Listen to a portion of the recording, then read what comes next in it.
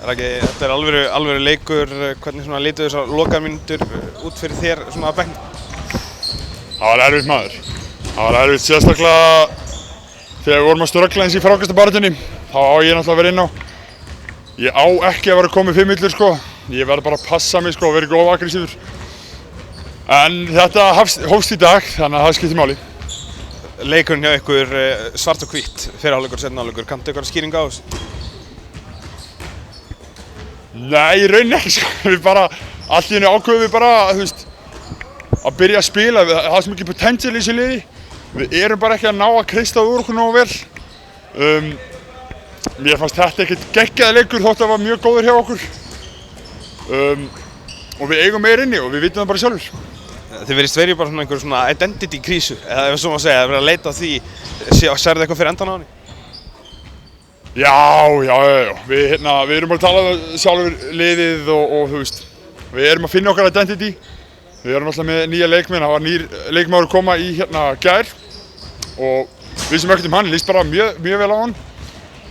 Og þú veist, þá er nýr kominn, finna þú veist identity eins og segið, þetta er bara fjórða umferð búin, við þurfum bara að drífa okkar að því að fara að finna hvernig við ætlum að spila og hvernig liðið við erum. Þriðji leikluti sérstaklega hjá þér, algjörlega geggjaður, hvað gerðist þar? Takk maður, ég veit það ekki, ég byrjaði bara að senda á mig og þú veist, við bara einhvern veginn allir sem lið bara fórum í gang og sýndum bara hvað við getum.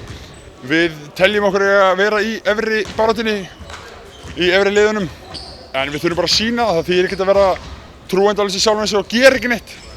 Þannig að við bara sýndum það að við getum allan eitthvað og við verðum bara að byggja á þessu og verða bara betri. Valsliðið síðustu 2 ár og þú náttúrulega þekkir síðasta ár hefur svolítið verið að ekki ná að vinna svona leiki.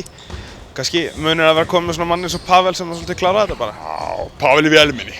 Það er bara ekkert að segja hann.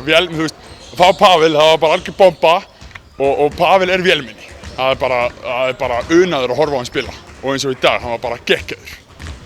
Væntingarnar sem voru gerðar til hjá Valsliðsins fyrir tímabili voru svona nokkuð háar og væntanlega því settar á ykkur sjálfa. Verið nokkur gagnrýni á ykkur en niðurstaðan samt sem var 3 sigrar í fyrstu 4 leikjunum. Er þetta ósakert gagnrýni eða eitthvað nátt? Nei, alls ekki. Þetta var eiginlega fyrsti leikurinn sem við sýnum að við getum spilað körfubolta. Þótt að við náðum að kreista sigur á móti Fjölni og Þór Þorlákshöfn og við teljum okkur betri Fjölni. Það var samt erfiður sigur. Við klúðurum þessum IR-leik finnst mér.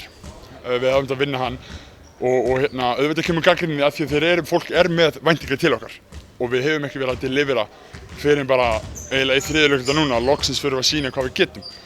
Þannig að við eigum alltaf þessa gagnrýni skilið og tökum hana bara á okkur og höldum bara áfram.